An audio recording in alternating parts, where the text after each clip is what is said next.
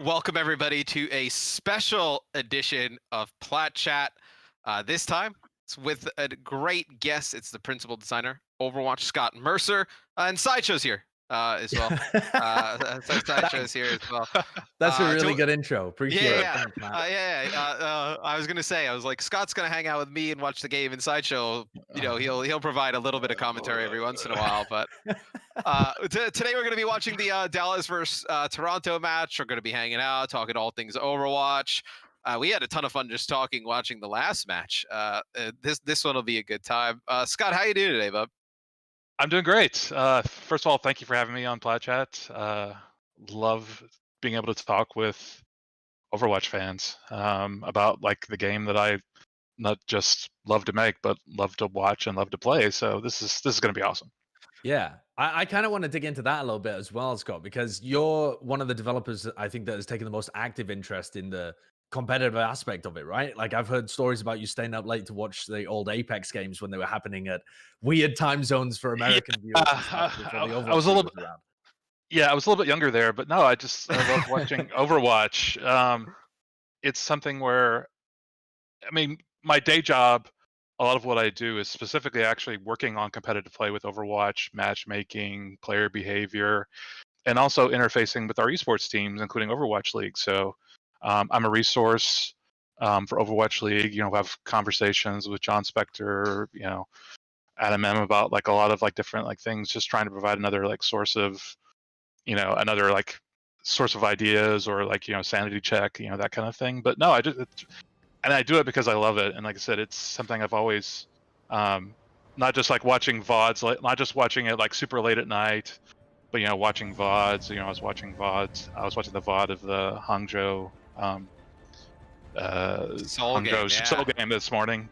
I've gone overseas. I try to catch it, whatever, because sometimes I go overseas for, because we're announcing something. So like a couple times I've been over to Gamescom in Cologne. And oh, right, yeah. one of those times there was an Overwatch like tournament going on. So when I didn't have any responsibilities, interacting with press or anything like that, I would just go over and watch Overwatch. Similar kind of thing. When I went over to Korea, I went we were going to have an event in Seoul, and this is about the time that Diva had her short. But there was actually but the week before there was a World Cup qualifier. Yeah. And I was like, well, if I'm gonna fly to Korea, I might as well get there a little bit early and watch some like World Cup qualifications. Yeah, double dip. Yeah, exactly. And it's always an amazing time. So watching Overwatch, whether it's online, via VOD, and especially live Overwatch, I think is an amazing thing that this year has been a little bit awkward for that, of course, but I think sure. In the future, like all the events that we have had for Overwatch League with the live seeing fans have all been like really super exciting. I went to one of the Valiant ones last year. I wanted to experience that. It's like so much fun. Yeah. Seeing Overwatch at a high level played in front of hundreds of thousands of people. Is it more wild to see the pros try and break your game by playing the best compositions possible, or do you just get kind of crazy feelings from watching the game that you've helped create? You played at such a high level. Inevitably, I just turn into a fan. I'm cheering with everyone. It's like, regardless of like which two teams are playing, it's like I'm just here to see like amazing plays. And Overwatch, at this kind of high level with these great players, it creates those plays pretty constantly. So it does. It's always a lot of fun just watching Overwatch. Yeah, the stuff they do, the players, I think kind of, I don't want to say it goes taken for granted, but I mean, I know we like to play a lot of ranked, and we get motivated by watching some of the amazing things that happen in Overwatch League. We try and do that in ranked, and it's not as easy. Sometimes it fails pretty spectacularly, actually. Yeah. Sometimes you think, hey, I'm gonna go out there, I'm gonna play like Doha, and I'm gonna gain a few SR, and you turn around, you're like Bren, you're back in gold. You're trending down towards silver. It's tough out there. It's hard Yeah. because we're called Plat chat, but now some of us aren't even in Plat anymore. It's That's true. I'm in Masters for support. oh come on. Congratulations. Well, Thank me and you, Scott. Scott. Thank you. No, Scott, don't congratulate. Don't support this. We didn't tell you. We brought Scott on to talk to you about your player behavior. Oh, okay, yeah. All right, that's fine. The support play. I'm sure they ever saw how Josh uses Transcendence. It's not as intended by. It's a personal speed boost, pretty much. Hey, but that's the beautiful thing about game design is that sometimes you design something and the players use it in an unintended way that creates magical moments. And that's what I'm doing. I'm creative and I'm magical. I'm taking what Scott and the rest of the development team have built and I'm adding my own twist. Right. So we already have the game. We're already like 70% the first points. Dallas, I mean, they're looking pretty good to take this first stage on Busan against Toronto. This match also, by the way, give a shout out to the Dallas Fuel and Toronto Defiant, also doing co-streams of this match as well. You can check those out. At the same time, just open up like 4 or 5 tabs. Just turn everything on. Make sure you keep the audio on this one though. This is the one. Yeah. So, but yes, support your local scenes. You know, support your team. If you've got a team, support them. And also, like, you know, really quickly, it's like, and support tier 2. Yeah. Overwatch. There's some amazing, like, Overwatch being played. I know it's like Korea Contenders just started up. You know, a lot of, like, really awesome games there. Watch all that. Yeah, there's some players in this match as well. This is a really nice match to look at, like a blend of tier 2 players that have come up and also some really long-term established talents. I mean, players like Logix and Numlocked and Nevix and Cruiser Crew have been around forever, but then they're playing alongside Zik, who's come straight out of tier 2, and then there's Paintbrush on the other side, who's a fairly newer player as well, and Onigod's been around for a while, but was in tier 2 up until recently, so it's really cool to see in Overwatch League that blend of players that have been around for so long, but also people that have literally gone through the path to pro and ended up as pro players. I was gonna even started at like before Contenders just being noticed on the ladder, right? Like we've had like I think after the season 1, we've had a bunch of players who kind of worked their way up from the ladder to Contenders. Some even skipped Contenders and went straight to like a pro team basically on the bench. Where I think you see, because there's so many times on in games in general, right, where somebody on the ladder, you're like, oh, that guy's a ladder superstar. And then like you're like, oh no, never. Like look at Ons for the Shock, right? Like he doesn't have like a huge experience in Contenders, has some, but he's just like a player they found who just had sick aim that they found on the ladder, which is awesome to see. Just kind of as Overwatch League's gone on, as a note with it kills both supports with a self-destruct. I mean that is a backbreaker right there and a half for Toronto. So where are you from originally, Scott? Are you from Cali or? First, like, you know, high school and college. Up to then, I was from Texas, Gulf Coast, in Austin. Moved out here. So, like, during like when I was in college, like, went to Cal State Fullerton out here briefly, and then started working at Blizzard. So I've been at Blizzard for a long time. It's been like 23 years. Oh, so. Nice. I was gonna say, 23 years. I had no idea. That's longer than. How old are you, Josh? You're. I'm 26. I mean, I was 3 years old when you joined Blizzard. That's actually insane. Yeah. I mean, Josh has the same amount of hair as when he just came out of when he just became born as well. No, it's been really crazy seeing Blizzard grow from, you know, a really small company. Like I started in tech support. I didn't start as a game designer. Wow. I started in tech support, answering phones, trying to help people install Warcraft 2 on their DOS machines, right? I think it's like, you know, not just, you know, 23 years at Blizzard, but just 23 years period, like how much, you know, the internet has changed things, or PCs, you know, esports and just all this like crazy stuff. It's been quite an interesting ride. Yeah, like he lived without broadband, dude. I remember. Hey, I remember telling my mom no, pick up the phone because the internet would not. I still did that. Yeah, I was living in the UK. We didn't have good cable internet for a long time. I used to. I was asking where you're from because as a New Yorker, even though we don't have biases, I'm still like, there's still a bit of New York in me where I'm like, man, screw Boston. Any chance I get, I'm like, oh man, is there any like rivalry? But you have to. If you're from New York, you can't cheer for Boston. No, it's just not possible. So yeah, no, there could be physical consequences actually. You know. yeah, right. Do you have a favorite team? Do you have a team that you root for? Not really, and that's something that's actually interesting because I love sports, and you know, growing up, certainly like, I remember going to like Houston Astros games with my dad. You know, watching a lot of Houston Oilers or now Tennessee Titans. You know, those kinds of football games. You know, my dad was really passionate about it, so I became passionate about it. But I never really necessarily had a strong team because part of that was that like when I moved to Austin, like Austin doesn't really have a professional team. Yeah. And then like I moved to California, so that sort of severs a little bit. So I've never really had like the writing a particular team. You know, it's like I'm writing this team till till I die, and my kids are gonna root for this team. My grandkids are gonna root for this team. I haven't really had that, but the nice thing is that like it just means that for me, it's just I'm just looking to see like, hey, I don't really care about the teams. I just want to see like the best play possible. Yeah. Right. I think there's a lot of people like that in Overwatch, actually. There's a lot of people that have multiple teams that they root for. Especially, someone conducted a survey, someone called Divided by Zero conducted a survey recently across a bunch of different Western fans in the competitive Overwatch community, I think it was. And kind of asked them about why they were fans of certain teams as well. It was super interesting to look at. And Chengdu Hunters were like by far and away, I think, everyone's second most favorite team.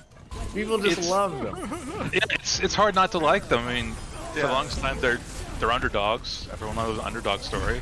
I think that's why last year everyone was so excited about Shanghai when they made that massive turnaround from season 1 to season 2, and now they're ruining APAC. Like 27-2 or whatever they are. They're playing really awesomely.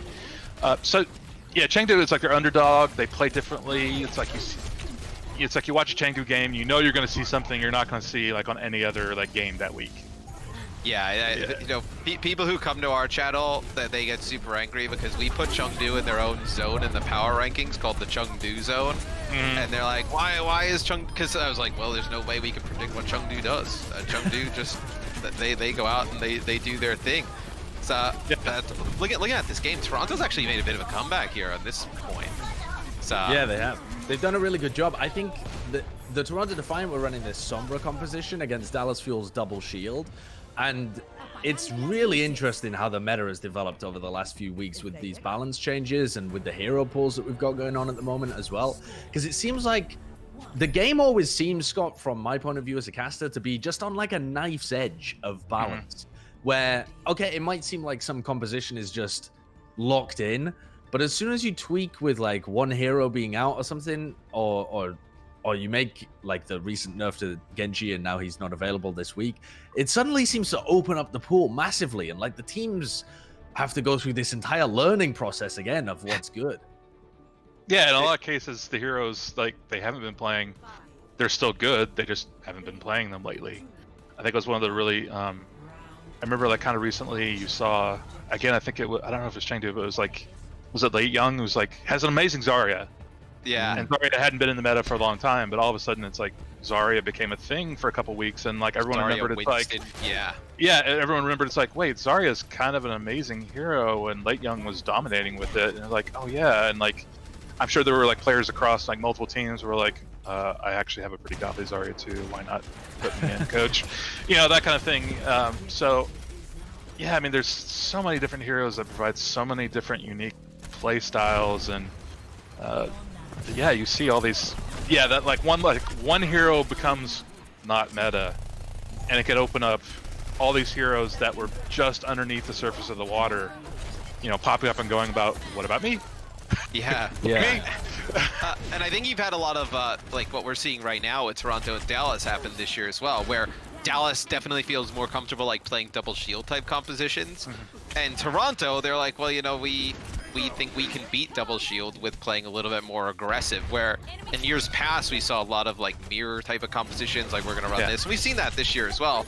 But we've also seen, I think with hero pools and some of the more aggressive balance, teams playing to more of their strengths, which I think is awesome, because we get to see heroes, which, I mean, before this season, we haven't really seen be played and make a huge impact. Like Ashe, for instance, right? Like, I know seeing Logic's play it here, but like Ashe is a hero that before this season didn't see a ton of like love in the Overwatch League. But like for me personally as a player, Ashe is one of the most fun heroes to play. Like the gun just feels awesome to use. Like Dynamite, I love throwing Bob out there, and you know, watching my Bob get slept and then somebody on the opposing team accidentally wake it up and like kill a few players is always one of my highlight moments. But it's just awesome, I think, to see like so many different teams experimenting so far this year. Yeah, and like Ashe is a case where we did make some tweaks to like how she reloaded, how that felt, like some of the gun mechanics worked.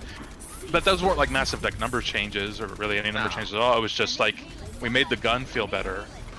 And then D.Va came, you know, wasn't in the meta as much. So again, like I remember like people telling me it's like, oh, Ashe is never going to be meta because D.Va eats Dynamite constantly. Right, it's like and like so much of her kit is tied into Dynamite. It's like, well, if there's not so much D.Va, all of a sudden Dynamite becomes super huge, and like there was so much like death ball, like close range comps where Dynamite could hit all these different, multiple heroes at once. And all of a sudden, it was like, it's Ashe's time to shine. Yeah, and stuff you never thought of as like combining Halt with the Dynamite, right? And then even like we talked about earlier, like Winston now comboing with Zarya, like so many different combinations so far this season. That we've seen a ton of. I think also like this hero pool definitely like threw things out of whack for teams because they've been playing so long with Tracer and Genji and Zarya in the mix that you're just kind of like, oh well, what do we do now? Sure. But again, it's like, I mean, there's like all these, but like there's still like a lot of heroes that like they've been playing all throughout this season. I mean, you look at like these comps, they've been playing these heroes all this season. You know, it's, Sombra I think is actually like a very interesting like pick at the pro level because she's so good when pros play her because they can make such awesome use of not just the hacks and the EMP but just the information. Yeah, just like the scouting, like that's something that like, so we see like online where Sombra's win rate has actually never really been that good, but at pro play she's always kind of been like pretty amazing. I mean, especially I think you see like in Asia, like we've seen like Sombra being more of the meta for a much longer time, and I think now we're finally starting to see a lot more of like the North American team starting to pick her up. But like that must be challenging. Yeah. Right, like that must be really challenging for you guys to, when different parts of the player base play the heroes in such different ways as well. Yeah, no, totally, and it's something we have to like always be mindful of, like what's the most powerful a hero can be given, you know, perfect play, given like OWL levels of play, and you see even within OWL, you know, those transcendental players, when they get a hold of a hero, what can they do with that hero, right? Because I mean, you talk about like you know, OWL teams, it's like not every OWL team has the like god tier, you know, Sombra. No, not all of them had god tier Genji. So when Genji became like, you know, really strong, some teams suffered from that. So I mean, as you know, the meta changes and that, we'll see like heroes come into play, come or not. Hero, you know, some teams they can roll the punches better, but I think, you know, the teams, I think what we're seeing now is the teams that like, you know, are building their rosters for flexibility, you know, finding like, but at the same time finding those players that are like can make big impacts, you know, it's like can make plays out of nowhere. Those are the teams that seem to find success in Overwatch. That's why so many teams were trying to sign Sideshow when the Florida Mayhem brought it in. They were looking for that high impact player who could really change the course of a game. They were looking for that. Thank you. Gas me up. Gas me up. That's what I am. We had a Puckett in the chat. Puckett, I saw John Spector, Marissa in the chat. John's checking in because when we brought John on, we started asking about like his favorite movies and baseball and stuff. He's my goodness. Like, oh man, what are they gonna do with poor Scott today? He's looking out to see if there's any type of revenge questions. But No, it's Dallas who takes map number 1. I think this series, we kind of talked a little bit about it early. This series could be close. Like this could be back and forth. It could be a little bit of a blowout. I do think that with how Logix plays on the Widow, like if there's kind of Widow matchups, I think there's a possibility where it'll be much closer.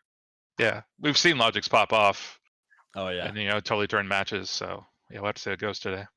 Yeah, Yeah. he's huge. He's one of those players where sometimes you look at what he's able to do and it just seems crazy, like the level of raw talent that he has to be able to pull off crazy plays, like when he used to play Tracer back in the day, and now when he plays the Widowmaker and stuff. It's difficult. It's interesting, Scott, because I know that you're interested, because we've had discussions about this before, in player development throughout ranked and like focusing on getting better and how people do that and how people use an SR system. That's part of what your job entails. And it's a lot of, I think, why people watch pro play as well is to get better at how they play ranked too. And it's weird what you can pick up from different players, because if I watch Logix and the things that he does, a lot of the time I watch a player like that and I'm like, well, I can't hit those shots. Yeah. how can I learn from this? I can't take this back to my own play at all. It's a joke. It's like, you want to get better at Overwatch? Just click heads better. No, there's way more to it than that. Yeah, clearly Josh isn't paying attention to the position these players are in when they're clicking the shots. Of course, there's other things like that as well, for sure. But there's some players, and that's why I'm using Logix as an example, that just have such insane aim that they can pull off things that other people wouldn't be able to at lower levels as well. Yeah, no, it's something that we feel like it's really important. I mean, the competitive play, it's interesting because yes, it's an expression for some people. It's winning, and more winning, and that's what's super important. But I think, if you go too far into that, it can potentially, you can get very worked up about it, and when you don't win, and to be honest, when you're playing competitively, you're going to win and lose roughly about 50% of the time if the matchmaker is doing a pretty good job of matching teams of equivalent That's the skill. whole point, right? That's right. It's what it's trying to do. It's just like, hey, you're about this skill. Why don't you play against someone of a same skill? Because then you'll have a really awesome match. So, truth is, you're going to win and lose roughly about 50% of the time. So, winning feels great. Everyone loves that. So, one of the things that we try to work on, and we've been talking about internally, is like how to actually make losing feel better. And I think one of the big ways is, instead of concentrating just on winning and losing, actually start thinking about like, hey, how am I going to improve as a player when I play this competitive match of Overwatch? If you go into a competitive match not with just the idea of like, oh, I'm going to win this, but hey, I'm going to play cowboy and I'm going to try to improve my positioning so I don't die as much.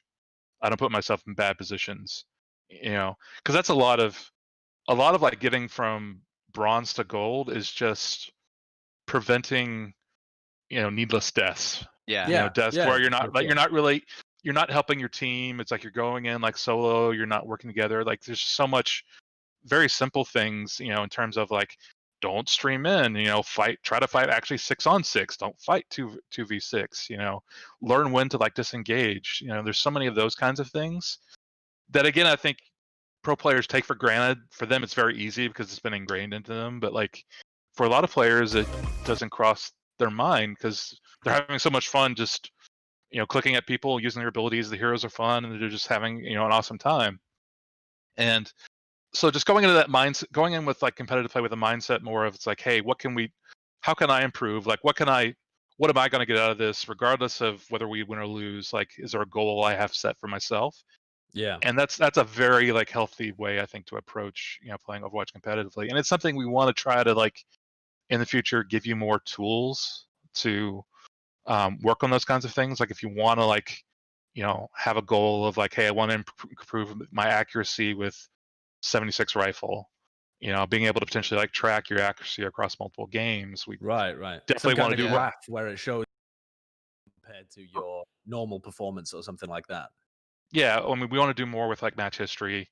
You saw we did a pretty actually very recently we updated the player profile. Yeah, that looks really good now. Actually, I really like that redesign. Yeah, we improved how the stats are presented, but how we presented those stats and the stats that we put there, we put in literally like largely like right before the game shipped. You know, I think Right. there's a lot of updating to do there, match history. So I think there's a lot of things we can help do for that. So you can, when you play competitively, again, you can play to improve, and that's something Yeah. that I think everyone, regardless of how skilled you are, whether or not you're a bronze player, whether or not you're a GM player, you can always play to improve and like find those goals for yourself. So that's something that we really want to work on because we think it just makes for a much healthier game. Yeah. You know, something you can have fun and don't always just get like, man, why did I lose that game? Because whenever you start thinking about like just losing, it's like you start like coming up with like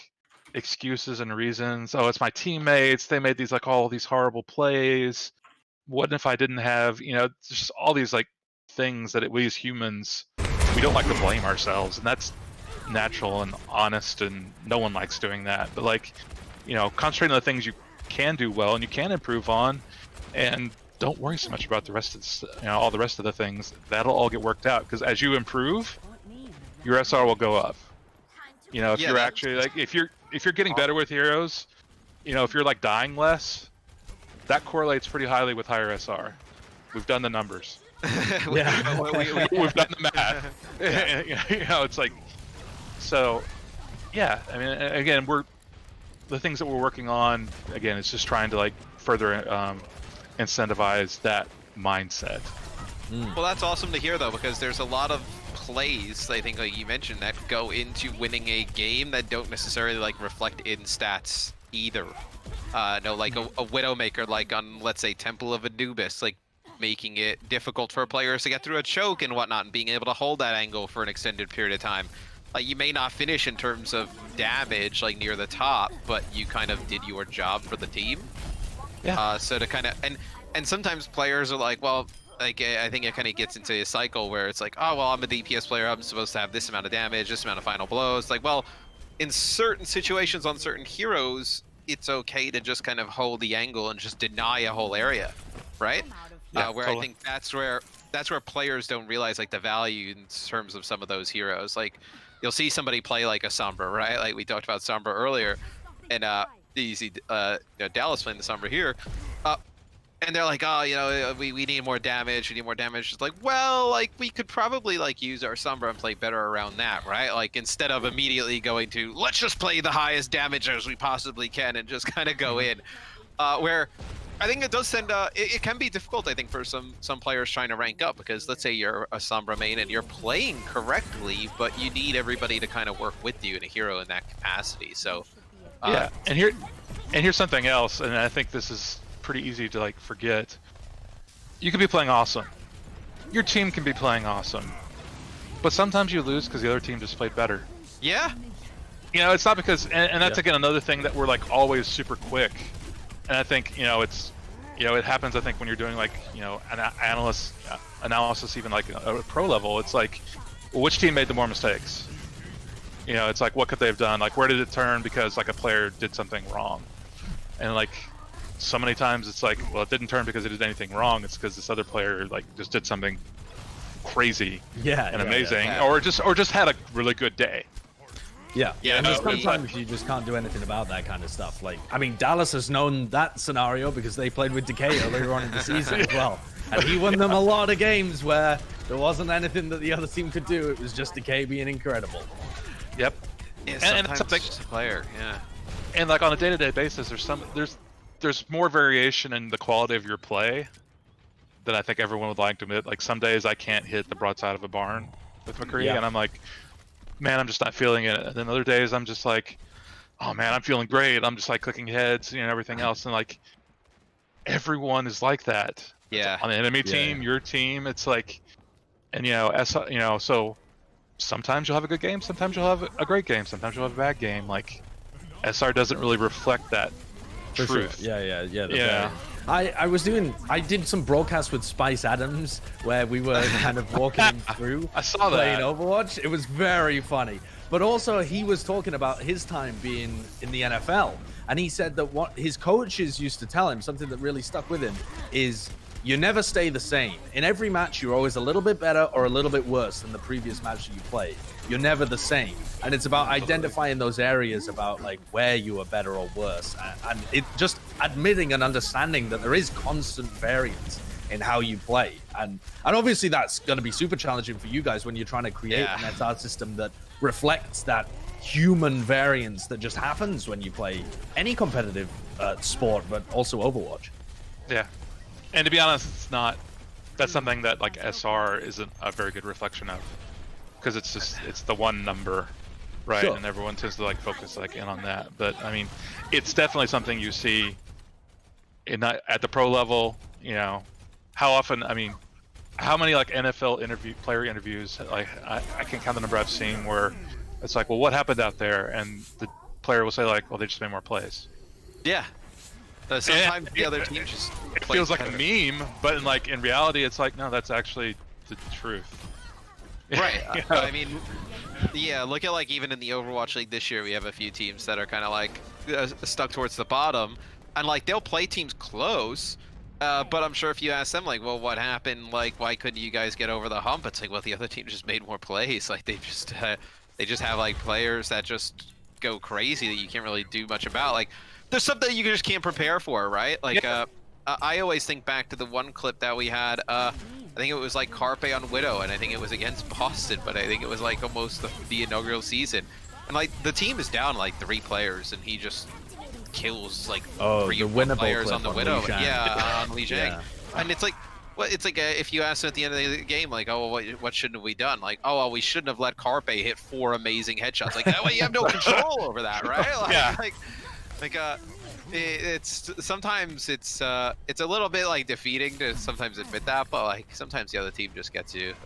Sometimes you play with your buddies and you know they kind of throw a little bit, but sometimes the other team. I'm gets glad you. you're admitting it, Matt. I'm glad you're admitting all of that SR that I've lost because of you. Nah, come on, man. You know that's not true. Yeah. Even Scott knows it's not true. Well, I mean, sometimes there's time for memes. There's times for fun. You know, just in competitive play, it's like try to play serious. Try to play to win. Things will work out. That was a big EMP that we just saw from Dallas. Got like 4 players, but I don't even think it was good enough to get them over the line. Yeah, this is a really tough segment of Route 66 to push as well, the final area. It's there's a lot of stuff in Overwatch that's also map dependent as well, and like this segment of the map that you're in too, which is an interesting thing that doesn't apply as much in some other games as well. But some compositions that are really good in certain parts of the map just struggle in others, and then your momentum can be halted so much as well in these kind of areas. I was just gonna say that, like sometimes, like when you play Route 66, and it even happens at the Overwatch League level, like you'll go through the first 2 stages so fast, like the second stage is not even like a team fight, and then right here it feels like you get stuck for like an hour, and it just you can't do anything. It even because even if you invest so many ultimates to just kind of get around that first corner, you still have like a ways to go. Like it's not like it's not like King's Row where that after that first quarter at the end you can kind of get there pretty quick. But yeah, it's I know like our level designers, when they work through these maps, they'll actually like map out like exact distances from like point to point and so forth. But I agree, for whatever reason, like this particular point, it's always felt long, and maybe that's just because it's like totally straight, so you can see from like one end to the other, I think and like that's it's just part of it, right? Oh, that's true. It's psychological, so it's totally, and like I don't know if it's a comp thing, it feels long. With it being straight as well, there's no real corners to hide behind. There's a lot of stuff to hide behind. I like the way that there's like that flank area on the left, and there's a curve around the right as well. I'm sure that's how they refer to it internally. Let's put a lot of stuff here. We might use a different word, but it's actually pretty similar. Yeah. I'm not a game designer, Matt. I don't know what technological jargon they use. It's a different world to me. I mean, there's boxes, there's missiles. I'm sure Scott will be bringing you in anytime it's beautifully soon. designed stuff. What does this map need? Just need some more stuff. Just put some more stuff there. Props.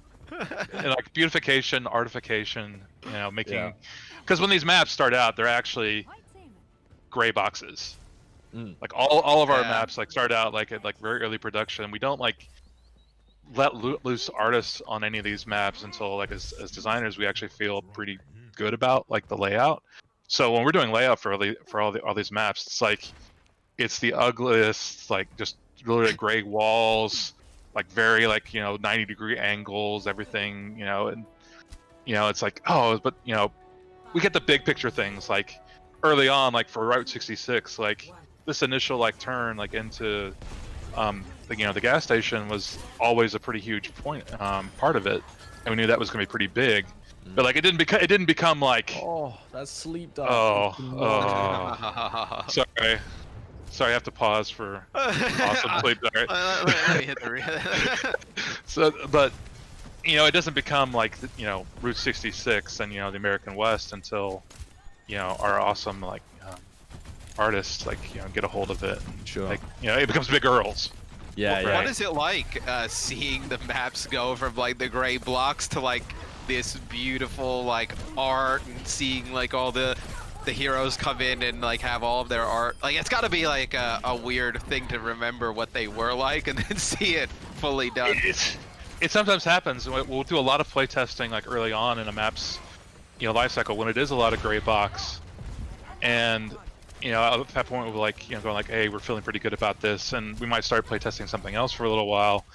We might not play that map for a bit, 3-4 weeks, and like come back and like it's just all changed, and it's like, wait a minute, it's like, have we tested this map before? It's like, this is gorgeous. It's like, oh no, it's like, it's Route 66. It's like, oh right, okay, yeah, okay, all right, and you start playing in it, and then it's like it all clicks back, But yeah, no, we totally had those moments of like, wow, because our artists are just flat out that good. It is one of the most crazy. beautiful games I've ever played. It's the attention to detail and the sound design and stuff like that are things that I keep having to remind myself not to take for granted in Overwatch, because it's been done to an absolute perfection kind of level. Yeah, so many people do, right?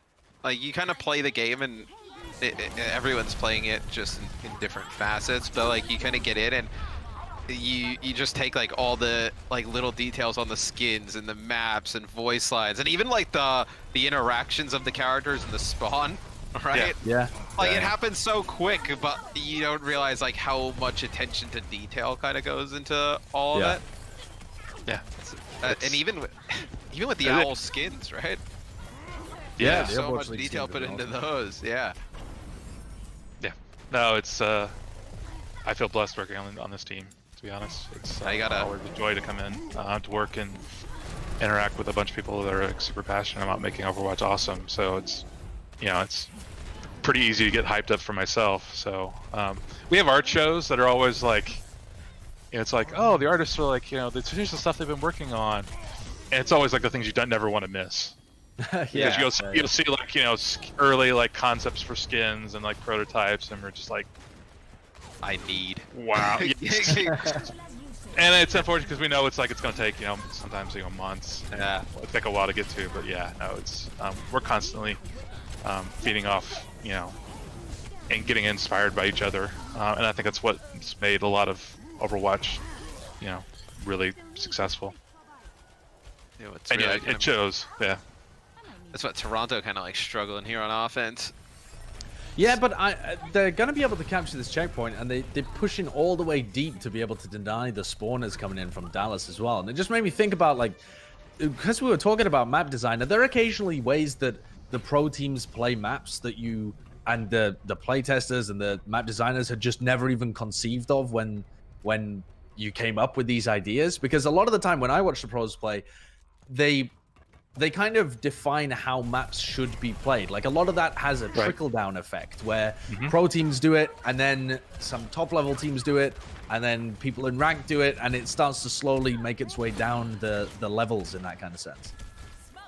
That is 100% absolutely the case. I can give you like sort of one like pretty interesting example. At pro level, you never really see anyone defend the choke on Volskaya A. Oh yeah.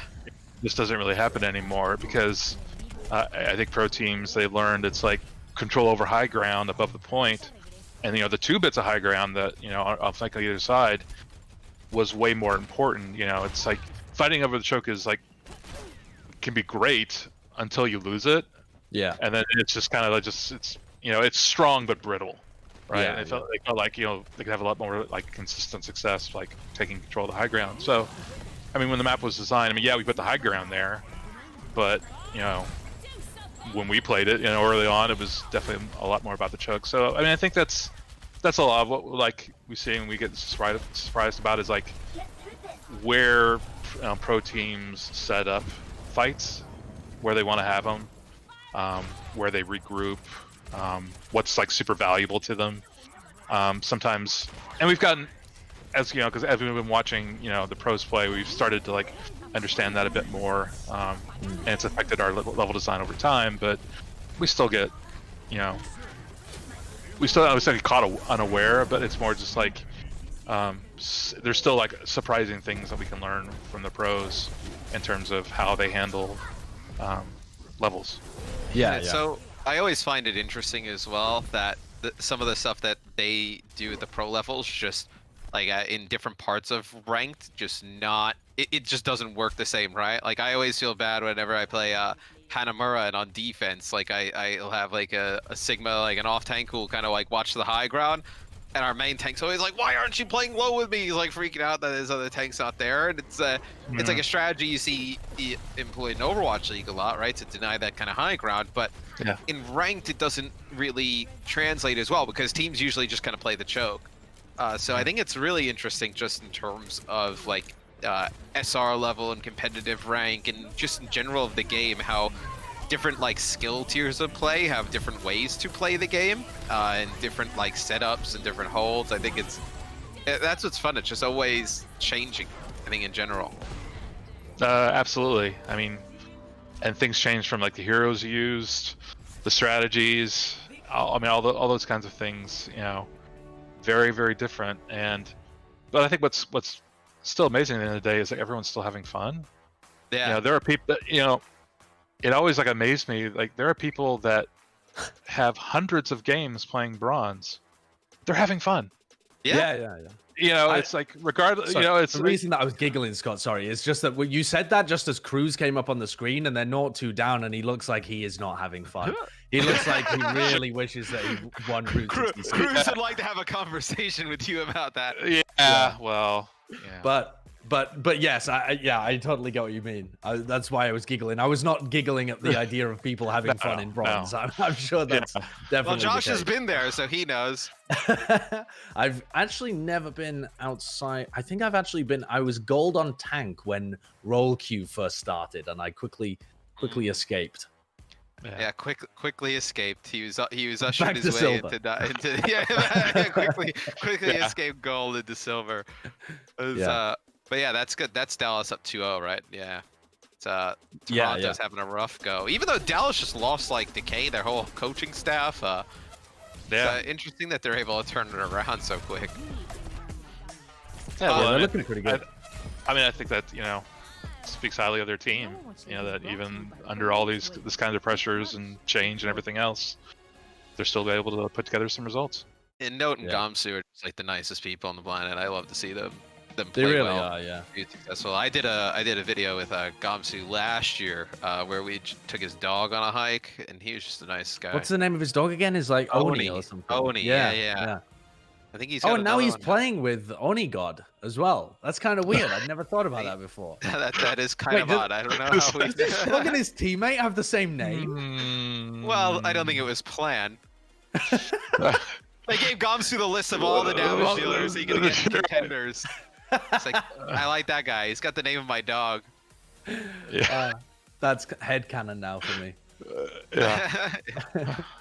It's like before I was like, oh, maybe we'll take some questions from the chat, but all they do is spam eggs whenever Josh is on. But we did. We did yeah. have a bunch of questions actually because we're going into the game break. We have some questions from the r/Overwatch community because we posted this onto Reddit as well, and they were following up because I don't.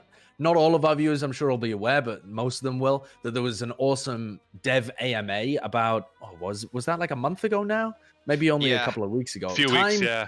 Time is a different beast in lockdown, by yeah. the way. With all of us Yes. working from home, time is useless. It is Absolutely. it doesn't make sense anymore. Things happen. And you're like, oh, okay, I guess it's time for that. Yeah, by Plat chat episodes. So I was about to say that was about 3 episodes ago, so about a month. That's kind of how. That's how you how we measure figure time. out. Yep, I measure time in Mondays. I know. Whenever we do an episode, it's a Monday. Yeah. What is life like working from home on the development team, Scott? From our point of view, you know, we're at home with the webcams broadcasting. It's pretty similar to the setup that we've got going on now. So you've got a feel actually for what it's like working as the caster working from home with your backdrop and your camera and all of these other things that the Overwatch team sent you. But what's life like from the development team point of view? Sure. Definitely different. But I think with the video conferencing the way it is, I mean, a lot of what we do is still, you know, it's having conversations about certain elements of game design, and you know, some of that's like video conferencing, some of that is, you know, something like, you know, Slack or email, like those kinds of things are constantly happening anyway. You know, the meetings still occur. You know, we've got access to our tools, so you know, I can still, like, you know, work on, if I need to work on a piece of data or adjust something, I can still do that at home. So I think we're all like very empowered still. You know, artists are still using, you know, they can still make art, you know, still at the end of the day, a PC, a monitor, you know, a pen or a mouse or whatever. So lots of things are still happening. I think that what you lose is, you know, the smaller conversations that you might have with someone, like going over to someone's desk and you have a conversation about like, hey, well, what games have you been playing lately? It's like, oh, I've been playing, like, you know, this game, you know, and I've been playing, you know, and it's like, you know, and as designers, we have a lot of interesting conversations about, you know, it's like, well, oh, this is one thing I thought like this game did particularly well, and this is maybe something else we didn't, you know, what do you think about this? You know, those kinds of, you know, water cooler conversations, those are I think what you miss more, because those are very spontaneous. It's like you happen to, like, as a human, run across another human, like in the hall or at a desk, and at this point it's like the teleconferencing is really good about, oh, you're having a meeting at this time, all of you will appear here, right? So I think that's but I mean, you know, we've all got webcams. I mean, Overwatch League was nice enough to provide one for this broadcast, but I have another webcam that I use, so people can see my face whenever we're talking. So well, now you can just keep the Overwatch League one. if they'll let me have it, sure. It's fine. Me and Josh will talk. They'll understand. Yeah. So, but I mean, I think a lot of it for those of us who've been on the team, I think it's a little bit easier. I mean, it's probably, and speaking for, you know, some of like the newer employees, because we're still bringing people onto the team. Right. It's probably more awkward for them because they don't like look down at a, you know, a name and a chat list and can immediately picture like who that person is. So it's probably a little bit hard for them. But so that's why we try to like spend, you know, a fair amount of time making even more sure to like interact as much as possible with like the new members of the team. What's the part of working from home you like the best? If I really need to, I can take a nap. Yeah. You know, and that's for me. I know like a lot of other people on the team, they love having their pets around. Which we were, say that too, yeah. We were a dog friendly office, so like we had some dogs in the office. And you know, there's a couple that, you know, came into the design bullpen, you know, shout out to Buster. We loved, you know, actually, like, fortunately Buster has his own webcam, so we can, you know, we can look at Buster and, you know, sort of like look at it, and just because when you look at like a large dog sleeping, just it's like hard to like really get really worked up about all the stress. It's like the stress just melts. Yeah, right. True. So I mean, for some people, like I said, but others like couldn't bring their pets to work, so they have like those available. And for some people, it's, you know, they get to see their, you know, partners more often. They get to see their kids. You know, I think everyone has different, you know, there's different advantages to all that, to working from home.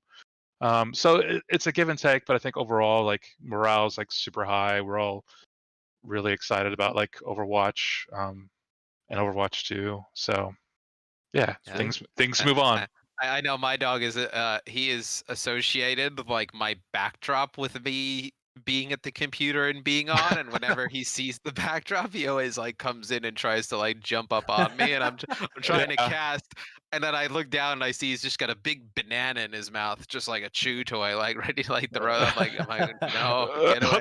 And sometimes I'm trying to talk and he's just like jumping on my leg. I'm like, can you please stop? Josh, what Yeah. was another You question? Yeah. Shall I start going through some of the questions that we got then? So Yeah. one of these, so I picked out some of my favorite ones from the Reddit thread as well. This one's from someone called Delfoxen, who says, "Have there ever been considerations about making the competitive point system redeem something other than golden weapon skins? And if so, what are some of the ideas that you guys have had around that?" Sure. So the quick answer is yes, we thought about it, but we've actually decided not so much to pursue those kinds of rewards.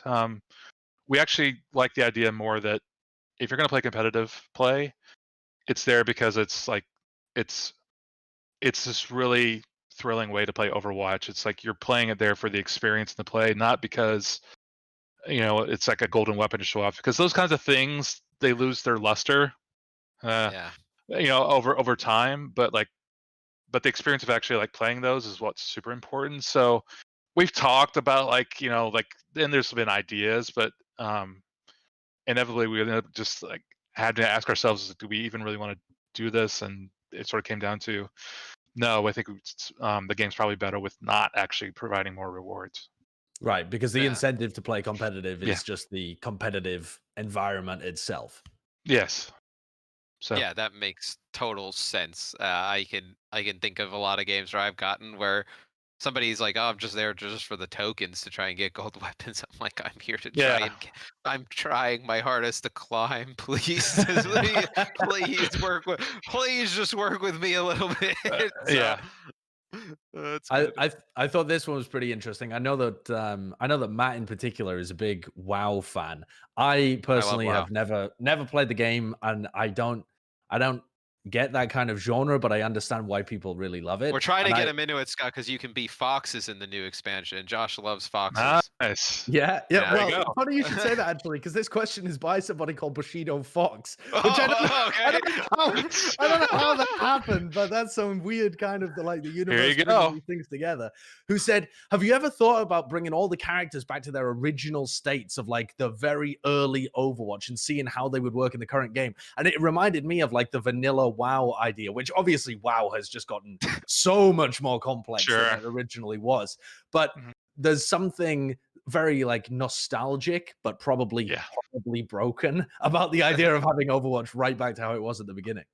Yeah. I mean, yeah. Nostalgia is very powerful, and I think it's pretty natural for everyone to go like, "Hey, do you remember when McCree's right click was really overpowered and like could kill you like super Insta fast?" And killed Reinhardt. yeah, it's like, do you remember when Mercy like had the like full group res? And I think there's a lot of fun there, and it's something we went down the road of like, hey, what would it take technically to actually do that? Because we thought it'd be like a cool game mode if we could pull it off. Like it'd be a cool game mode, for people to play with and have a lot of fun because those kinds of things they're really Yeah. fun. Um, Turns out we had some like early playtests with it. To get it, basically, it came down to there were some technical hurdles that were a little bit too daunting given the amount of time we would really wanted to spend on the mode. Yeah. So we love the idea, and it might happen sometime in the future. Not to say that it won't, but I wouldn't look for it anytime soon. What we need is April Fools to just slide it into the actual game, and then all of a sudden, people are playing ranked, and they're like, "Wait, well, Roadhog just ripped me through 2 walls and just one shot me." McCree's flashbanging like crazy. That Yeah, would just be well, yeah. I think a lot of the nostalgia. I mean, I was somebody I was like, I want classic WoW. I want classic WoW.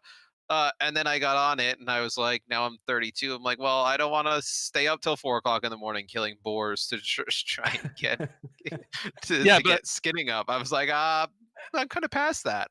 Yeah, but for a lot of people, WoW Classic was amazing, and they Oh love yeah. playing it. Yeah, It's of and they've course. played multiple characters, rating.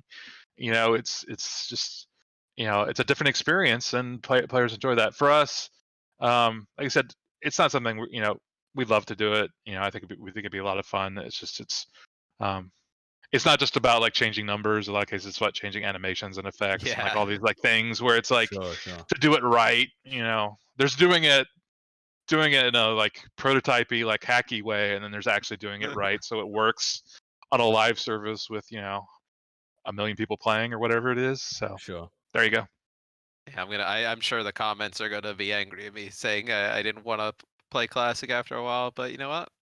That's what it is. I was tired of killing all those boars at 3. I tried. Reinforce kept pushing me to. Reinforce is still on the classic grind. He'll play alone. He doesn't care. Mhm. Yeah, that nostalgia feeling, I think, of like recapturing youth is very powerful. Yeah. Um, someone called Next Guy question. Command. Yeah, called Guy Command said he wanted to ask some questions about the quote failed unquote experiment about Mhm. the 2CP assault kind of thing. I put in failed in quotes because it's not. I'm not saying it was a failure. I actually really enjoyed it, but I that liked was it the too. Yeah. terminology that the dev team used because you guys felt like some of the goals of it weren't actually accomplished. But can you talk us through that a little bit? Because the question that they ask is, can we expect another experimentational iteration of the assault anytime soon? But I'm also just interested in your thought processes behind the change itself, because I really liked it, but I can totally understand why you might have wanted to look in a different direction. Sure. The short answer to the Reddit users question is maybe. A lot of it depends on like whenever we do an experimental card, it's like, do we have something where we think could work out? Like there's different reasons for different. Like normally when we have an experimental card, it's like, hey, this has sort of gotten past that initial layer of like we think there's something to this, and it could be cool. So like you've been seeing like balance changes that we're pretty sure of, but again, like sometimes some of the balance changes don't go through on the experimental card. So it feels like for a lot of experimental cards, it's like, hey, this is what we're currently like thinking. We put some thought into it. Here we go. With the 2CP changes, that was something where we've been trying a lot of different things, like with Assault. Some of them are like map changes, and unfortunately, it's a little bit harder to put map changes on the experimental card because we've been trying different things, especially like Paris and Horizon still aren't in the competitive map pool. We've been trying to like, there are things we could do to change those because some of the issues are like are core to the game mode, and some of the issues are the maps. And I think a lot of times the community like sort of melds those together. Sure. When they're saying it's like, oh, it's like I don't really like 2CP. It's like, well, maybe it's like they just don't really like Paris. They have bad experiences in that. But like a lot of people like Anubis. It's like there's always some people that like that like everything, Sure. right? Yeah. So a lot of the thought with like those assault changes, really, one, we wanted to try to like reduce the amount of time you spend not actually playing. So I think that particular like experimental card had some really cool things in terms of radically lowering the amount of time between like rounds, like in some cases like 15 seconds, and we had to make some changes to where you spawn and to try to accommodate that. I think some other things were just like trying to make it like that one, and I think why we ended up like not liking it so much, it didn't feel as much like a cohesive experiment. The fact that it got broken up into attack point A, the other team attacks point A, it got broken up into like smaller parts, and that's how I think. And there's some good things about it in terms of like it's a full reset, but it broke up the overall flow of the map, I think, a little bit too much for us. Yeah. Like too segmented. Yeah. Yeah. And I was playing with my viewers, and they had the same kind of experience. Whereas I really liked it because I felt like it, I don't know, like it let you attack each point with a focus. You could run different compositions to attack and defend. You didn't have to worry about the ultimate snowballing, that kind of stuff. But I can totally see how it would be a bit of a disjointed experience compared to Overwatch, which is normally very free-flowing. You're going from one team fight to the next team fight. You're constantly adapting and changing your environment where you're playing. I think it's awesome though that the community gets to see stuff like that, like via the experimental card though, right? Like I think that's been a huge add. Like I love seeing this stuff like the assault changes, stuff like the Moira reworks kind of come in, and even if it doesn't stick, right? I think it's just an awesome tool to be able to get just so many people in the community to try something out and kind of give feedback on a huge scale. Yeah, and that's what we're looking for. We're looking for feedback. Yeah. You know, hopefully, like, sometimes a lot of the feedback, sometimes we get feedback without people even trying it, and that's always a little bit, like, disconcerting. But, you know, it's, but by putting it actually, like, in the client, making it, like, available to you, it's like, hey, like, try it out, like, what do you think about it? Because, again, there were some good positive things about that particular, like, assault set of changes in the experimental card. We didn't like some other things, and that's a lot of what game design is. It's just making trade-offs, and this is one where we didn't want to make the particular trade-off in game flow versus the being able to reset, like we were talking about, Josh. Yeah. We are back with the game as well. We're heading into Numbani, or we're already in Numbani rather. With the Heading back in, I was like, we are definitely. Yeah. This is I don't know if you know, Josh. This is the second point on Numbani. Thank you. Yeah. Thanks. Just context for you. Yeah. Numbani is one of my favorite maps. I love Numbani. I love the way that it's designed with like its streets phase, but then the point A is so kind of equal in terms of the spawn advantage and defensive high ground. I don't know. It's one of my favorite maps. It's super cool. Yeah, it's pretty unique in our map pool. Like I said, it mentioned like I think that point A in particular, the fact that it's the high ground on pretty much so like it feels like every single side, the different you know the back door and the way that works out. It's something where it's always been like, you know, the map where we go like, how do we get like people to play on point 2 more? Because this definitely like, you know, and the stats show like whenever like we look at this, it's like, what's the like point that people spend the like least time like basically fighting over? It's like Numbani point 2. But I you know, love it, but even then you still get some pretty good fights around this corner. Yeah. I was gonna say I love offense. Like you take the card real fast, you get like a team wipe, and then whether you're playing like a hit scan hero and you just go to the high ground and you know they're either funneling through that one choke or coming from the high ground, you're able to just click on heads as they come on through. That's why it goes so fast, I think. Yeah. My dog has seen the backdrop now. He's here. Oh. He's here just sitting here staring at me. Very waiting. cute. I'm busy. We're talking to Scott. He doesn't. Hi, Hugo. All right, next question. Yeah. Another question, Josh. Yeah, the next question is about maps as well, which is Joe Razor said, would any kind of map pick system be implemented, where presumably when you queue up for the game, you would select maybe a couple of maps that you would prefer to play or want to play, or a couple of maps you are not interested in playing, something like that? Yeah, it's something we've talked about.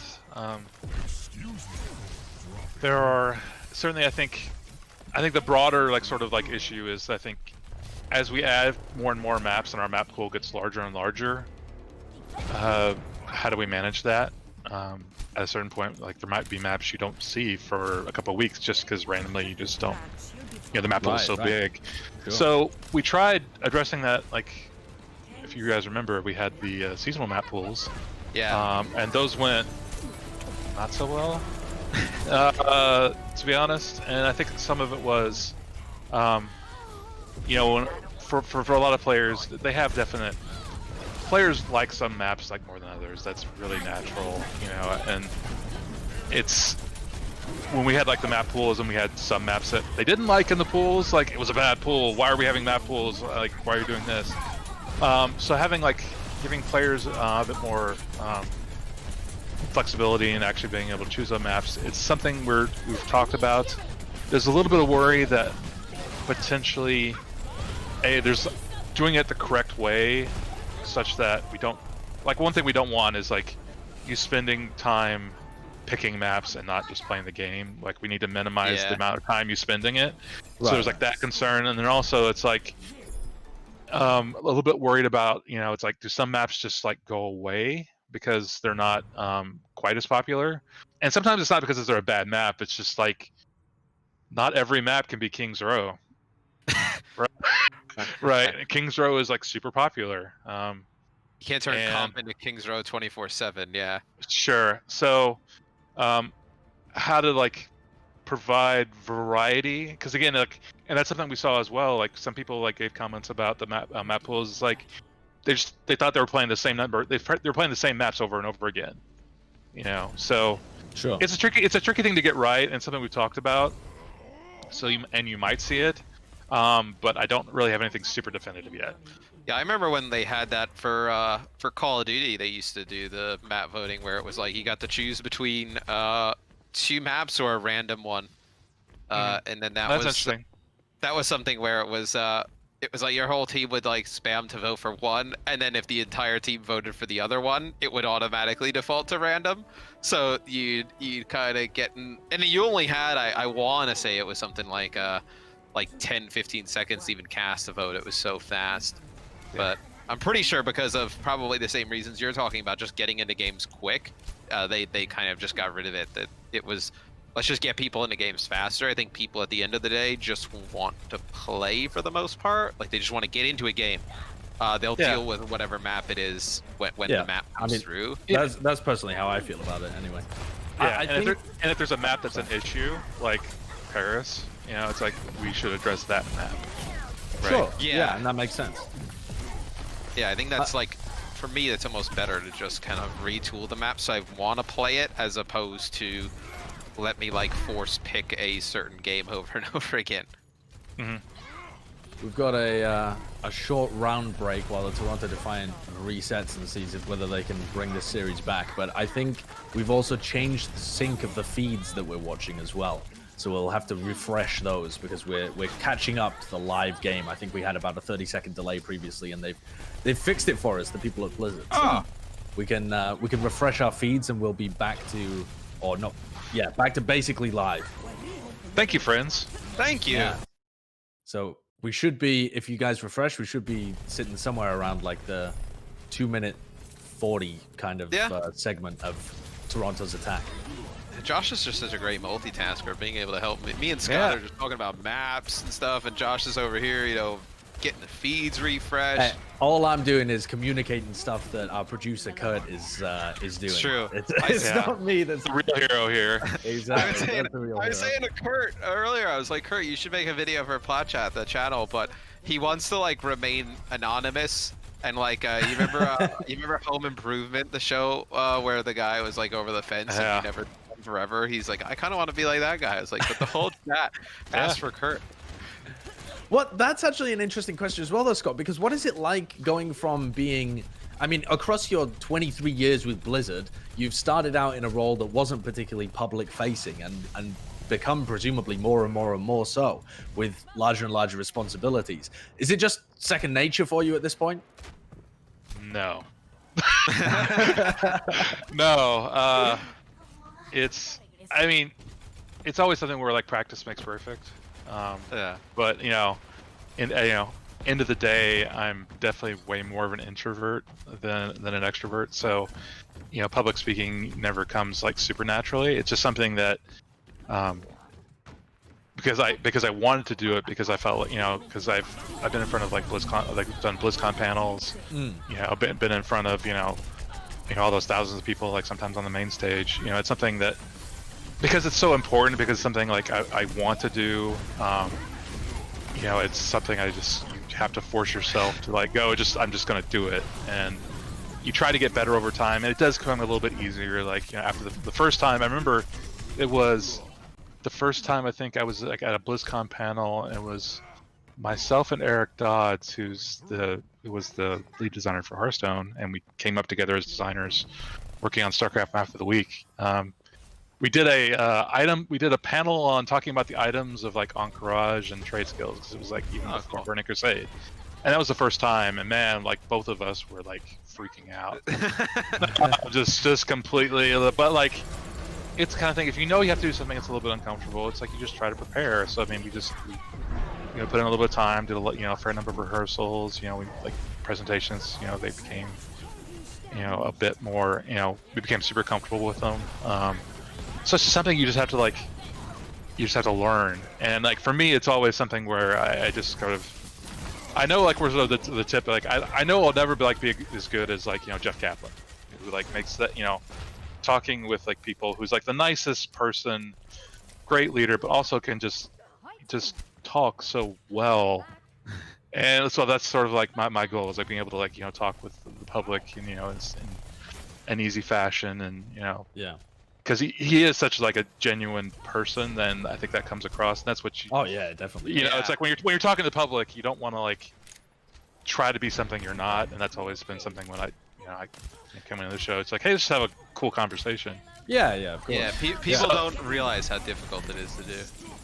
Yeah. So, but Yeah. it's when you want to do it, when you feel like it's important, it's like you put yourself, you put in the effort and the time, and yeah. So there you go. My first cast, we had an earthquake during it. Oh wow. And then the whole room started to shake, and I was very confused. And we were just kind of told to just keep going, and Golden Boy. I remember Golden Boy was next to me. Yeah, Golden Boy's like, well, he's like, you're never gonna be fazed by anything again, because we just did that perfectly fine. I was like, okay. I was like, well, at least the room is not shaking. I was like, After Mother Nature tries to like stop you, and you press on, it's like anything else is yeah, a whole lot easier. 1 minute left in this clock. Yeah, I was gonna say, Toronto's close. Both of the Bobs went in there. One of them got slept. The other one got hacked. So sad. So sad. Oh, Bob abuse. You don't like to see that. Yeah. we need to have Bobby a playable character one day. I don't know doing what. I would love to Bob's be able to pretty just, amazing. if I could play Bob and Sideshow could play Ash, and I just had to play once every 60 seconds, that'd be phenomenal. That's a good Toronto map won the from map. Toronto. Yeah. Yeah. All right, here we go. They Yeah, had a exactly. good defense. Yeah, they held Dallas. Actually, the night where we were talking about it, that second point. Yeah. right. The game ended right at that second point. Sorry, Yeah, now but- Toronto's getting back into it. They're showing some signs of life. Yeah. Yeah, All it's our, pretty good. all our Some more Canadian Overwatch. viewers out there Shout out to chugging, Canada. chugging their maple syrup. Shout out Canada. I'm a big fan of Canada. I like Toronto. I've been to Toronto 3 Toronto's times. a really cool team, and it's one of those teams that I don't think it had particularly that many fans and supporters in the first season when it debuted in 2019. But this year they made some really smart acquisitions with the players that they picked up, and they picked up some like really popular players as well. Some of the players that have been around since the beginning and are famous on certain heroes as well. People like Surefour and Agilities, and then they had Mangachu, and they've got a bunch of Canadian players in their roster as well. And they've fast become fan favorites. It's really Yeah. nice seeing that team and the franchise itself kind of turn things around and become. I feel like that's one of the teams where people tune in and they are deep fans of the players themselves on that team. Yeah, it's hard to root against them, right? Oh yeah, I don't know anyone who would root against Toronto. Yeah, I mean, and that's that's a lot of like outreach. I think something to remember for like all these teams is they're not just working on their game, and they're working trying to figure out like how am I going to win this week, but like they're also like they spend a fair amount of time like reaching out to fans, having meets. They have a lot of responsibilities to get closer to like their to their local fan base, and I think that's another reason you see a lot of the teams. It's Toronto. It's like they've all got like really great social media coordinators. Some of them are like, I try to follow a lot of the teams on Twitter just because like a lot of what they're doing is just super funny. Yeah, it is. Yeah. So like, shout out to all the social media. I think Toronto as well this weekend. They're doing like some kind of like virtual fan weekend. And okay. I think tomorrow they have virtual like player meet and greet stuff. So I think even with this year, with how kind of chaotic everything is, they're still able to figure out a way to connect with the fans, which is awesome to see. Yeah, and that's something like you said. Even though we're in these situations where we can't, it's hard to meet personally, there's still finding a way to connect with fans. That's awesome. Yeah, it's one of the things I really love about this league. Yeah. Oh, There's Yeah, Oh, go on, go, Matt. Josh. No, I wasn't. I wasn't gonna say. You look like you were gonna say something super important. I was gonna add something maybe a little bit important. No, it's just another question that I had from So ask. the Reddit. Here's something that we touched on a little bit earlier, Scott, and this is a really long question, so I'm going to summarize it here. It's from Stolfiz, and he's talking about the difference between. He said he starts off with: Is GM and top 500 meta on ladder significantly different to the Overwatch League? And how do you guys approach balance when it comes from thinking about the Overwatch League and the kind of teamwork involved there, and then lower levels of teamwork when it comes to ranked and certain things being powerful at different levels of the game? Right. So there are similarities, but there are also like differences. Like they're different enough. Again, I think for some of the reasons that the Reddit user is mentioning is that like the teamwork levels of teamwork are a little bit different. So Yeah. some heroes require a bit more like teamwork to function. Like we talked about Sombra earlier. Yeah. And I mean, also, while we say it's like, competitive play is about winning, again, it's also about having fun. And some days, we're all humans by playing this game. Some days, we'll do the thing that's like we feel like is the most effective. Some days, it's like you want to relax a little bit and play what's most familiar to you, play your favorite hero or whatever. So there's definite differences, but there are enough similarities that it is like useful to look at like master and GM data to see again we look at pretty much all of the data from like even like going down to bronze just so we can understand. It's like looking and saying it's like which heroes are potentially like harder to play, which have higher skill caps, looking at all that kind of stuff. But at the end of the day, like we absolutely have to look at what OWL teams are doing, because again, that's understanding, that apex of like what a hero can do under the best circumstances is like super important. So I mean, it's balance is like super tricky thing. Like there's a lot of different considerations, but how pros play is absolutely one of the most important things. Yeah, I also think too, like when we see something happen in Overwatch League, like it kind of happens in like the GM master level, but over time it kind of trickles its way like down into like I've played at like masters for like 10 seasons, but mostly like diamond, like plat, like, but you start to see it kind of trickle down over time, like into those ranks as well, where I think Owl is just like the first to adopt, the first to figure out, because they practice so much, they play so much, right? They kind of are able to spot things out faster than all of us playing ranked at home, just kind of in our pajamas, where they figure it out and it kind of trickles down over time. So that's something that I recognize when I play ranked is even when Goats was a thing, right? Like Goats was not a huge thing in like the diamond SR area until really towards like the end of Goats, right? Like it was like and even then when people were playing it, they had such little teamwork that it was just kind of we just select these 6 heroes, we'll just win, right? We just run at them like oh my lord. Yeah, it does seem like at lower levels more things are viable as well, because people aren't trying to squeeze out the tiniest little percentage of extra ability from everything. Yeah, and it's interesting because I think there's different trickle down rates, like from pros, like through GM and so forth. Like something that you might like get immediate impact is like what the pros think are really strong heroes. It's like, oh, the pros think that's a super strong hero, so like people start playing it because they see their favorite pro player doing like awesome with it. Sometimes the actual strategies that like use that hero take a bit longer to actually trickle down, because that's where the coordination comes in, and I think you have to like understand, well, why are they picking this hero? Is it just because, oh, it's Ashe and Ashe is really good at just killing everyone at times, versus sometimes, especially I think with supports and tanks, like why they're really good is a bit more like dependent upon the overall composition or an overall strategy, right? So yeah, definitely. That's something that I really like to bring up whenever I see different threads on forums or Reddit or something talking about balance, is that a lot of the time a hero can look really powerful or really weak purely dependent on the composition that they're played in as well, because you need like some synergy. Like I know that there seems to be a bit of a movement beginning about Zen being really weak, and I can see people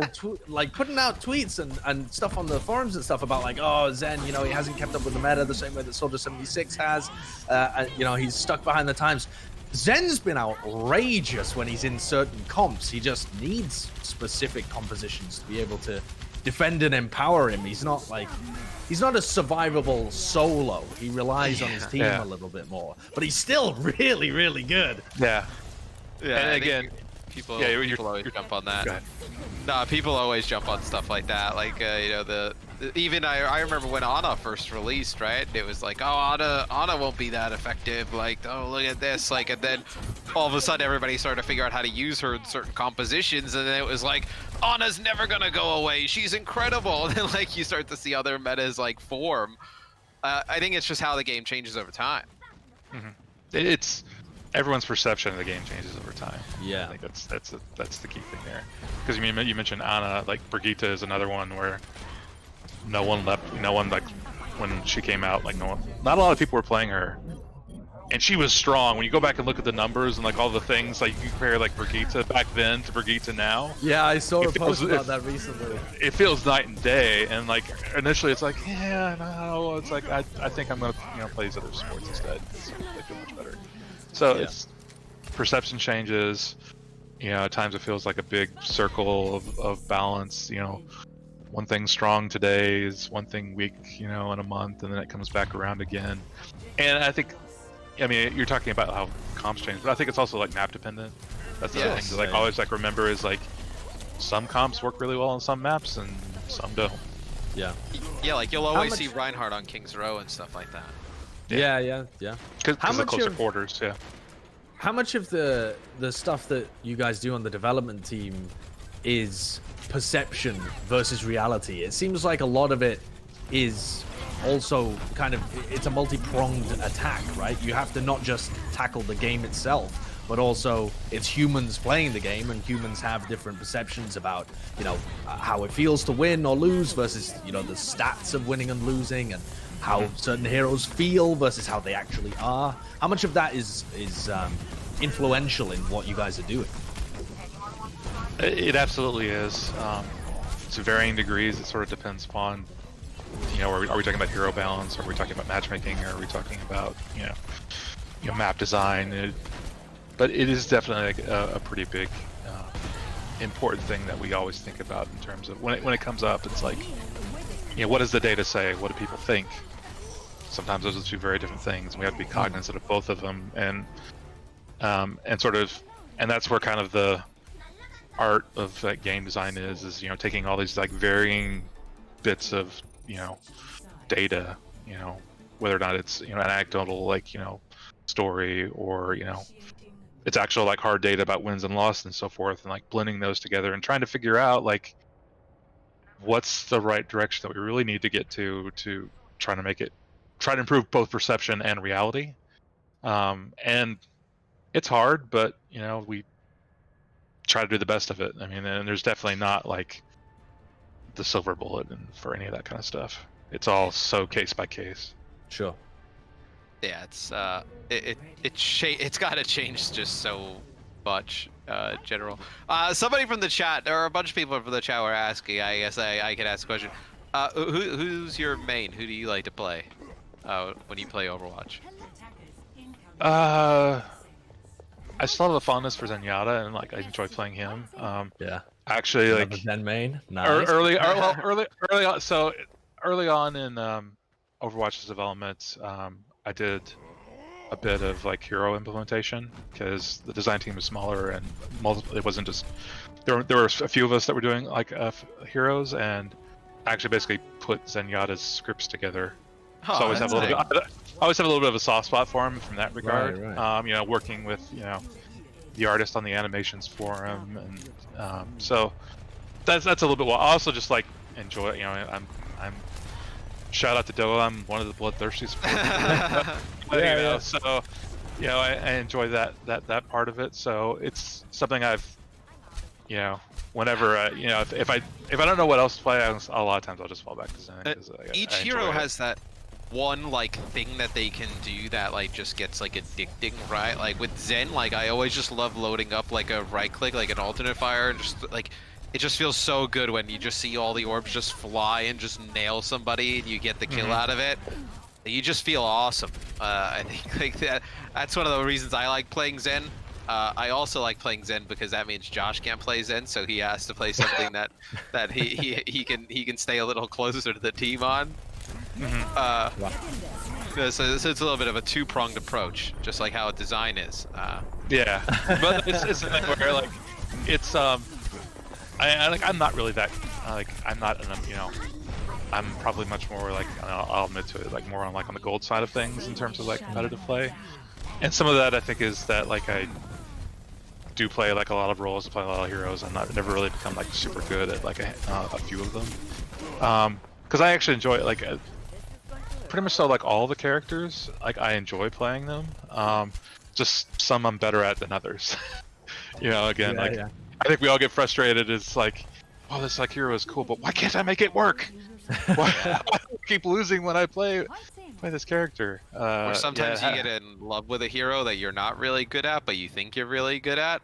Yeah. Like Bren with the Brenji. Yeah. I can't believe you would just discredit the Brenji live on broadcast.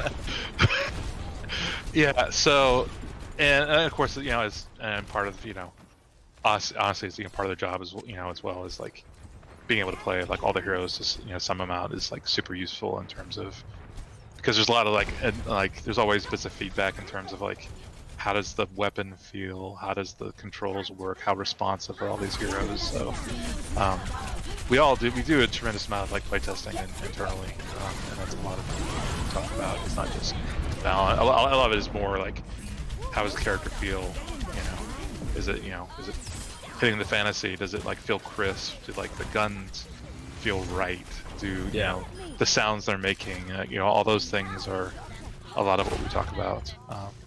So you're gonna be in trouble, Josh. Bren was in the chat just with question marks when he heard the comments about the Brenji. I don't know if there's any. Stand by my statement. Yeah, I don't think there's any ambiguity in what Josh said. Bren just question marked. Yeah, listen, Scott has the data somewhere about the Brenji. The data. If he wanted to dig it up, facts. Scott could find the data, and I'm sure it would not look good for Brennan. The hard facts on the Brenji. Toronto Defiant just won a really clutch fight there as well. Yeah, they managed to avoid an EMP coming out from Doha, peeled pretty effectively, and came out with a win. Really nice shot from Logic. So I actually thought that might have been the end of the series right there. Toronto had like one last chance to be able to capture point A. Otherwise, we were probably looking at the Dallas Fuel coming out with the series. Would it be crazy to say that nothing screams Dallas Fuel more than Toronto forcing a Game 5 scenario here? I would love to see that though. I would love to see it. I think Toronto are one of those teams where I'm wanting them to succeed, especially Numlocked as well. If anyone who's watching isn't aware of this guy, I mean, I played some previous former games and titles with him and then followed him into Overwatch essentially. And he's been playing since 2016, playing the main tank role. And he had a chance in the Overwatch League last year, or was that even in 2018? Maybe that was in 2018. Was it year one with the Valiant, right? With the Valiant, yeah, but was it? Yeah, maybe it was 2018 then, towards the end. And he didn't really get a fair shot. I think he only got subbed in like once or twice. They lost to the Shanghai Dragons because the team hadn't really been practicing together. So now to see the guy come out and be performing pretty well and Toronto look revitalized with him in the lineup, it warms my heart. It is fun to see some of the players, I mean, even before Overwatch League, that we got to see at different tournaments, like all over the world, come in, play for some of these different teams. Like, you look at somebody like Fearless, right? Fearless on Shanghai was on the 0-40 Dragons, went into Tier 2, and then came back. You rarely see that type of stuff where even Dallas, like look at Gamsu and Note, right? Like Note was on Boston, everybody kind of thought he was like a little bit done. He gets teamed up with Gamsu again. And they're able to make things work here for the Dallas Fuel. It's I love when we see players switch to different teams and we see all new rosters. Like that stuff excites me. I love seeing like even at the beginning of this year, it didn't last for long, but to see like Jaehong on the Vancouver Titans with like Yeah. those guys, like, that was pretty cool to see. Now you see like Gesture and Prophet on Soul Dynasty. Like, it's cool to see all the players change teams and to see some of your favorite players end up on a team and play with some new guys. Absolutely. What's it like, Scott, when the scene was first developing, watching a game that you'd worked on become the life's passion for people trying to become pro? Because I would imagine that when you're part of the development team, I mean, Overwatch was your life, but it wasn't anybody else's life because you hadn't released it at that point. So it's kind of insane that it then becomes so many other people's passion and career, and that they spend all of their time doing and working on the same kind of stuff that you did. Yeah, it's crazy is I guess probably the biggest thing. It's like when you think about like, you know, all the people that, I mean, Overwatch is what started out like as a relatively small team at Blizzard working on, you know, this passion project, and how it's like grown, how the team has grown, how esports has grown, how the fans have grown, like how the community, which, you know, our community, like part of the reason we were doing the AMA just now was that the Overwatch Reddit, you know, hit a milestone in terms of like people on the Reddit. So it's humbling, it's crazy, it's something that try not, you know, you never want to let those kinds of things go to the head. If anything, it's just motivation, understanding that like, hey, there's a lot of people that are like super passionate, that care about what you know, the game that we're making, and you just want to do right by them. Yeah, that's really, you know, at the end of the day, it's like you just want to make sure it's like you're doing right by like everyone. So just trying to do the best you can, and that's something that, you know, all of us on the team like feel that, you know, it's like we're just trying to make a great game. You know, we have morning stand-ups, which are now on video conference, of course, but like they all end by, you know, saying it's like, hey, let's make a great game. You know, let's make a game that people are gonna have fun with. People, you know, can feel, you know, proud. You know, it's like it's a responsibility. There's a lot of different things that people could be doing with their time, but you know, the people that, you know, are playing Overwatch or watching Overwatch League or following us, you know, on social, you know, Reddit or whatever, you know, it's like those people are a big part of this massive community, and we just want to do right by them. So that, I mean, that's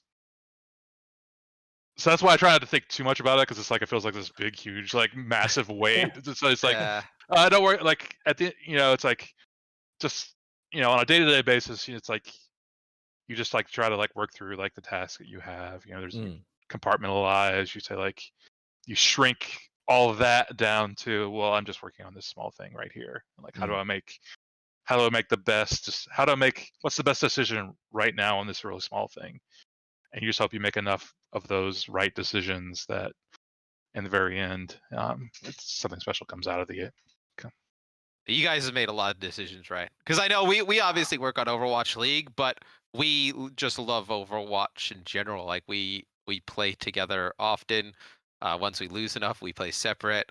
But we just love to play. I think that's why we kind of got involved in just Overwatch League, Overwatch esports in general, because we love the game and love how it's designed and how it plays. Yeah, thank you. Yeah, and thanks to everyone. Yeah, it's a pleasure and honor to work on this game. I feel really lucky. Yeah, so I think Dallas ended up winning that 3-1. Yeah, they did. They held off the Toronto Defiant. Were there any final point? Were there any final questions that you had, Josh, or did we get through them? There was one more actually, which was about OpenQ as well. Who said it was Gaycoman said, with the recent addition of OpenQ soon finishing its first official season, has it met your guys' expectations, and is there anything you would like to improve? And they also followed up by saying, I heard it was popular in South Korea. Is that still the case? So we're pretty happy with it.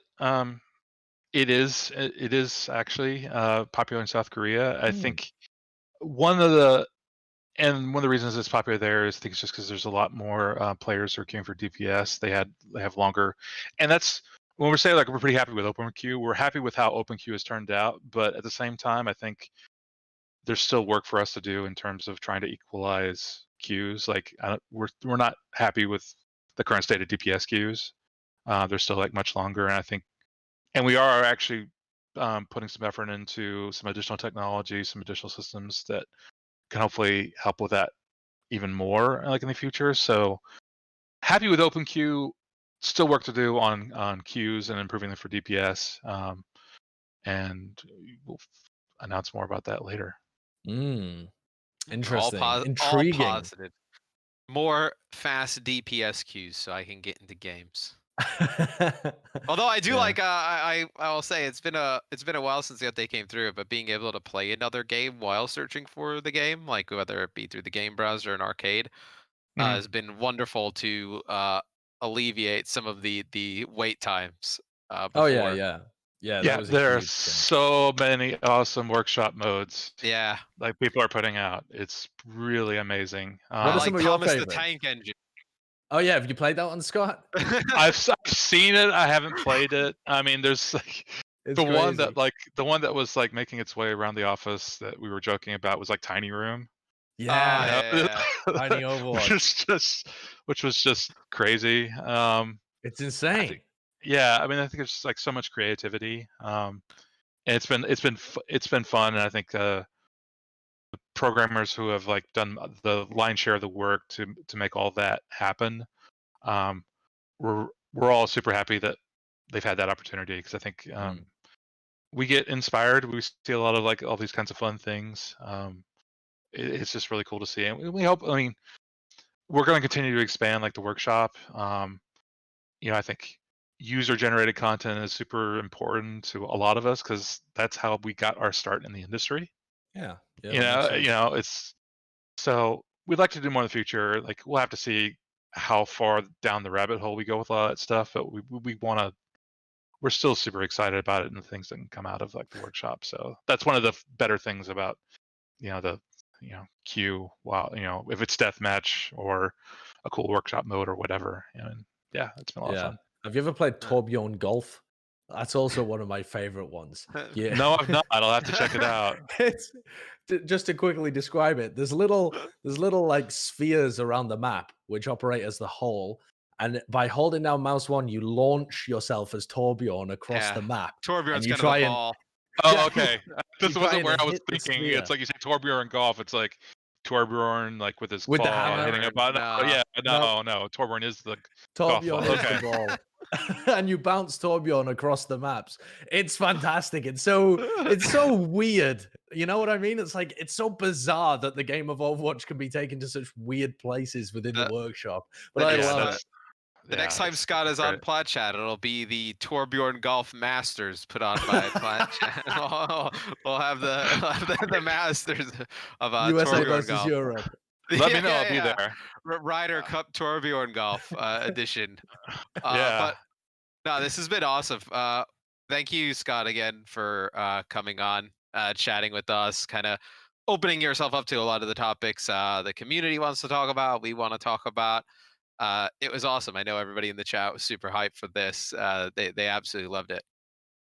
Yeah, and this has been a great conversation. It's been really cool to have to be on the show, and just have another opportunity to like talk about Overwatch. I can talk about Overwatch for hours. Yeah. It's a lot of fun. So thank you. Anytime you want to talk about Overwatch for hours, you are welcome on We are here. on Plat Chat as well. Yeah, Thank we you. are here. We also enjoy talking about Overwatch for hours. Yeah. Yeah. There's lots to talk about. But yeah, no, thanks Scott for coming by. Thanks to Play Overwatch and Overwatch League for helping us out, setting this all up, allowing us to have the game feed on here on Plat Chat. I have to go back to the show though. The Overwatch League show, because I'm on the desk today. Josh has a day off, so he can kind of go do whatever. But well, I'm not going to go and do whatever. I'm going to sit down and wait for the amazing Uber and Bren cast. Because I can't even imagine what that's going to be like. The amount of anger in Mitch's voice is just going to be great. I'm excited for Terrible. that. But yeah, everybody from here, you guys should go check out the Overwatch League. That is live, youtube.com/Overwatch League. I'll be on the desk for the third and fourth game of the day. It'll be Mitch and Bren calling, so you don't want to miss that. Bren's analysis is, I would say it's this tier, but you can't even see my hand. It's above where my window is cut Yeah. off. What you got to And, remember is Matt's really short, so when he puts his hand above his true, head, that's still yeah. really low. It's down. really Wow. high. Yeah, really high for me. But that's gonna be it for us. We'll see you at the podcast Monday night, and go over to the Overwatch League, check it out.